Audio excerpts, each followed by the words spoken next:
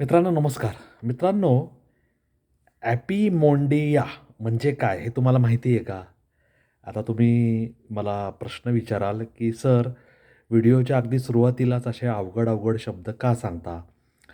तर आता तो शब्द आलाय म्हणून तो सांगणं भाग आहे.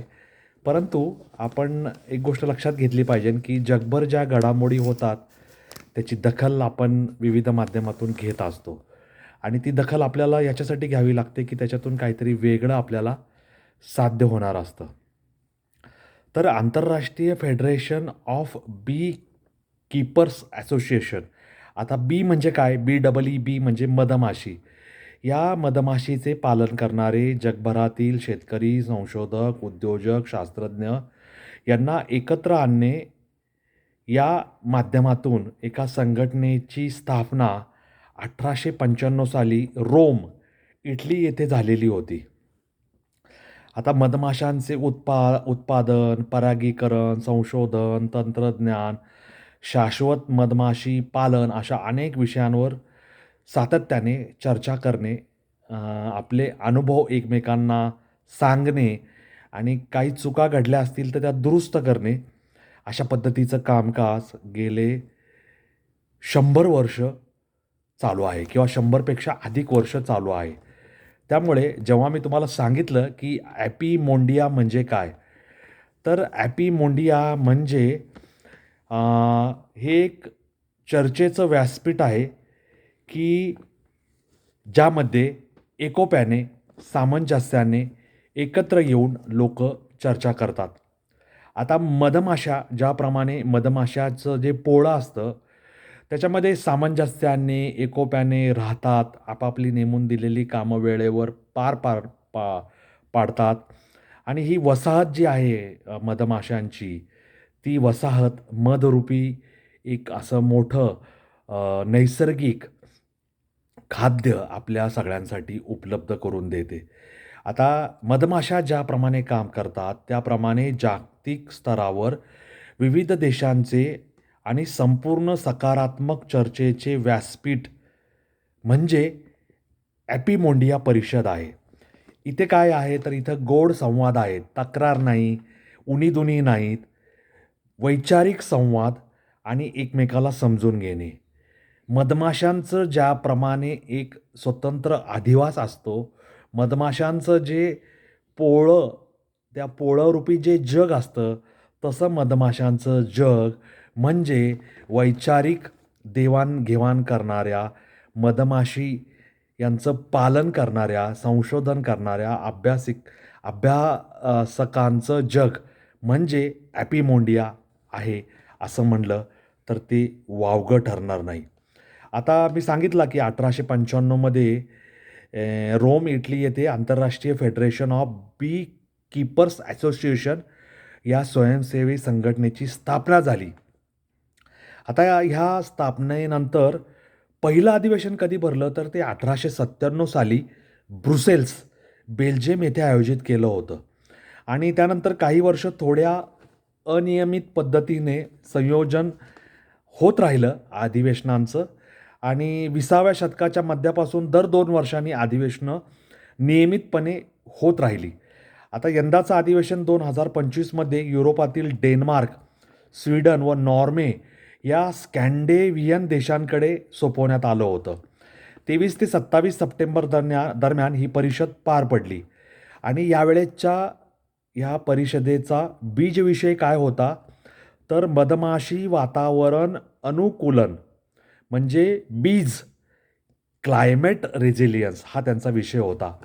हा विषय का होता, तर वाढतं तापमान, पर्यावरणातील प्रतिकूल स्थित्यंतरं याच्याशी जुळवून घेत मधमाशा याही परिस्थितीमध्ये आपली जीवनशैली कार्यरत ठेवून, अविरत चालवून कशा पद्धतीने काम करतायत याचा विषय, याचा अभ्यास या परिषदेच्या केंद्रस्थानी होता.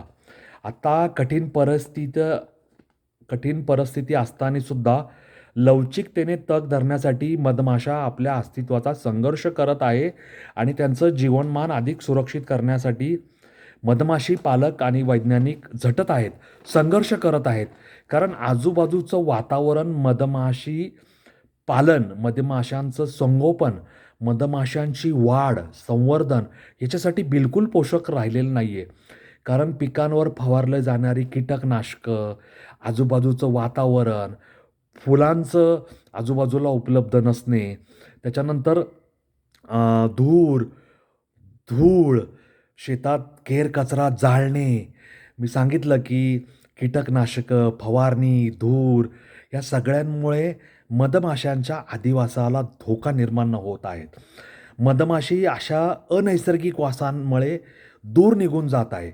मधमाशांना काय आकर्षित करतं तर त्यांना फुलांचा रंग, फुलांचा येणारा सुगंध, आजूबाजूचं हिरवं नैसर्गिक वातावरण आकर्षित करतं. मधमाशांमुळे परागीकरण होतं. कारण त्या फुलांवर मध आणण्यासाठी गेल्या तर त्यांच्या पायाला पुंकेसर असेल, स्त्रीकेसर असेल चिकटतात आणि त्या विविध फुलांवर, फळांवर किंवा धान्यांच्या जी कणसं आहेत त्यांच्यावर बसतात आणि ह्याच्यामुळे परागीकरणाला चालना मिळते. आंब्याचं उत्पादन असेल, डाळिंबाचं उत्पादन असेल, सीताफळ असतील, अंजीर असतील, फळं, फुलं, भाज्या, पाल्या या सगळ्यांसाठी मधमाशांचं असणं अत्यंत महत्त्वाचं आहे. मधमाशा नसतील तर मानवी जीवन काही महिन्यांच्या पलीकडे जगू शकणार नाही, असं आइन्स्टाईन यांनी कित्येक वर्षांपूर्वी सांगून ठेवलेलं आहे. त्यामुळं मधमाशा जगल्या तर मनुष्य प्राणी, सजीव सृष्टी जगणार आहे, हे आपण कदापि विसरता कामा नये. आता ही जी ॲपी मोंडिया परिषद झाली 2025मध्ये डेन्मार्क, स्वीडन आणि नॉर्वे या देशांमध्ये, त्याच्यामध्ये वैज्ञानिक यांनी मधमाशी पालनाचे अर्थकारण, त्यांचं आरोग्याचं रक्षण, मधमाशांचा जीवशास्त्रीय अभ्यास, परागीकरण, मधमाशी पूरक वनस्पती, मधमाशी पालनाचे तंत्रज्ञान, गुणवत्ता संवर्धन, ॲपिथेरपी, ग्रामीण विकासातील मधमाशी पालनाचे महत्त्व अशा 7 विषयांवर चर्चासत्रे, शोधनिबंध, त्याच्यानंतर व्हिडिओ, तज्ज्ञांचं मत, अभ्यासकांचं मत, विविध अनुभव घेतलेल्या शेतकऱ्यांचं मत, अभिप्राय, त्यांचं प्रांजळ कथन हे सगळं लोकांपुढे मधमाशीशी संबंधित हौशी मधमाशी पालन करणाऱ्या लोकांपुढे, संशोधक, शेतकऱ्यांपुढे करण्यात आलं. या 7 विषयांना अत्यंत महत्त्व असं या ॲपिमोंडिया परिषदेत लाभलेलं होतं. प्रादेशिक स्तरावरील जे कामकाज चाललेलं आहे, म्हणजे कामकाज ह्या परिषदेमध्ये झालं, त्याच्यामध्ये आफ्रिका, आशिया, युरोप, अमेरिका आणि ओशोनिया ह्या 5 खंडांचं काम, मग खंडांमध्ये चाललेलं काम विभागून त्याच्यावर चर्चासत्र आयोजित करण्यात आलेली होती. आता ह्या सगळ्या कामांमध्ये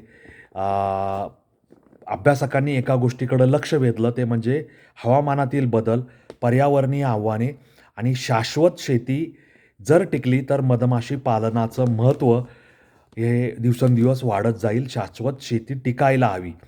आता मधमाशी पालनाचं महत्त्व अधोरेखित करण्यासाठी ॲपिमोंडिया परिषदेचं व्यासपीठ हे दरवर्षी उपयुक्त ठरत आहे आणि या ठिकाणी म्हणजे हे सगळं संशोधन, चर्चासत्र, विचार प्रकटन हे सगळं त्या परिषदेत झालं.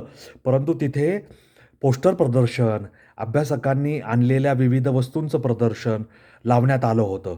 त्याच्यामध्ये मधमाशी पालनाची आधुनिक साधने, मध, तसेच विविध मधमाशीजन्य उत्पादने म्हणजे मधाची उत्पादने, मधमाशीवर आधारित पर्यटन केंद्र, ग्रामीण पर्यटन, विविध तंत्रज्ञान ह्या क्षेत्रात आलेलं, ह्या सगळं प्रदर्शित करून गेलं, जे तिथे भेट देणाऱ्या लोकांना खूप काही शिकून गेलेलं आहे. त्यामुळे ॲपिमोंडिया असं कुणी तुम्हाला भविष्यात विचारलं तर तुम्ही सांगा, याचा अर्थ आहे मधमाशांचं जग. त्यामुळे मधमाशी ही आपल्या जीवनासाठी किती आवश्यक आहे हे तुम्हाला ह्याच्यातून समजलं असेल. आता पुढचं जे सुवर्ण महोत्सवी 50वा अधिवेशन आहे ते ॲपिमोंडिया परिषद ही 2027 साली दुबई येथे होणार आहे. त्यामुळे आपण सगळ्यांनी जायचं आहे आणि ही ॲपिमोंडिया परिषद 2027 साली जुलैमध्ये आपण उपस्थित राहून या परिषदेमधून आपल्याला काय काय शिकता येईल याचा आपण अनुभव घ्यायचा आहे, जिवंत अनुभव घ्यायचा आहे. आता ह्या 49व्या ॲपिमोंडिया परिषदेसाठी 21 देशातील 8,000पेक्षा जास्त सदस्य उपस्थित राहिलेले होते. हा उच्चांक स्थापित झाला यावर्षी. येथे प्रदर्शनात 175पेक्षा जास्त स्टॉल्स होते. 300पेक्षा जास्त सेमिनार्स 7 गटांमध्ये विभागून घेण्यात आले आणि मधमाशी आधारित विविध विषयांवरील 600हून अधिक पोस्टर्स तिथे प्रदर्शनात मांडली होती. 200पेक्षा जास्त सदस्यांनी ॲपिमोंडियामध्ये सहभाग घेतला आणि हे 200 भारतातील सहभागी सदस्य होते. आणि याच्यामध्ये महाराष्ट्रातून doctor Dhananjay Wakle, doctor Gopal Paliwal, doctor K Laxmirao, doctor Daisy Thomas, doctor Radhakrishna Pandit, Toshan Kumar, Hrishikesh Awtade, Vishakha Pawar यांनी सहभाग नोंदवला. पिंपळगाव बसवंत येथे जे आपलं बसवंत मधमाशी उद्यान आहे, त्या उद्यानाचे संजय पवार यांनी सुद्धा या 49व्या ॲपिमोंडिया परिषदेमध्ये सहभाग नोंदवला होता. त्यांनी स्वतः सहभाग घेऊन आपलं मतप्रकटन केलेलं आहे. विविध माध्यमातून, मुद्रित माध्यमातून करून आपले अनुभव त्यांनी सगळ्यांपुढे मांडलेले आहेत. आता आपल्या लोकांनी ह्या परिषदेमध्ये, ॲपिमोंडिया परिषदेमध्ये महाराष्ट्रातील लोकांनी लक्षणीय सहभाग नोंदवला आणि मधमाशी पालन क्षेत्रामध्ये महाराष्ट्र आणि भारत, आपला देश एक चांगला ठसा उमटवेल असं काम करण्याच्या दिशेने आपल्या देशाची पावले पडत आहेत. आणि शालेय पोषणामध्ये परागीकरण व त्याचं महत्त्व या विषयावर शोध निबंधसुद्धा डॉक्टर के लक्ष्मीराव यांनी सादर केलेला आहे. पराग व त्याचे शालेय पोषणातील महत्त्व, त्यालाही चांगला ह्या प्रतिसाद मिळालेला आहे. तेव्हा ॲपिमोंडिया हा मधमाशी पालकांचा जागतिक विचार मंच आहे आणि ॲपिमोंडिया म्हणजे मधमाशांचं जग, असं तुम्हाला आता कायमचं लक्षात ठेवायचं आहे. तेव्हा मधमाशी पालन शेतकऱ्यांना वेगळा पूरक उद्योग, की जो शेतीला लाभकारक आहे, जो मधमाशांची पेटी भाड्याने देऊन त्याच्यातूनही उत्पन्न मिळवून देतो आणि जो आपल्या शेतात आपण मधमाशांच्या पेट्या ठेवल्या तर मध गोळा करून तो सुद्धा विकता येतो. इतकी लाभाची अशी ही मधमाशांची वसाहत आणि नवा उद्योग आहे. जसं आपण कुक्कुटपालन करतो, जसं आपण गोपालन करतो, जसं आपण फळबाग फुलबाग लागवड करतो, तसं मधमाशी पालन हा सुद्धा स्वतंत्र आणि लाभाचा उद्योग आहे. तुम्हाला या मधमाशी पालनाबद्दल काय वाटतं मला कॉमेंट बॉक्समध्ये लिहून सांगायला विसरू नका. असेच वेगळ्या वाटेवरचे व्हिडिओ पाहण्यासाठी माझा चॅनल लाईक, शेअर, सबस्क्राईब करायला विसरू नका. नाव आहे अनवट वाट, न नळाचा. माझा या चॅनलची लिंक आपल्या मित्रपरिवारामध्ये भेट द्यायला, कॉपी पेस्ट करायची व्हॉट्सअपमध्ये आणि भेट द्यायची. असं करून ह्या प्रवासात सगळे वारकरी व्हा, जोडलेले राहा. वेगळे विषय देण्याची हमी मी तुम्हाला देतो. धन्यवाद. जय हिंद, जय महाराष्ट्र, वंदे मातरम, जय श्रीराम, जय जगन्नाथ, जय सनातन. धन्यवाद.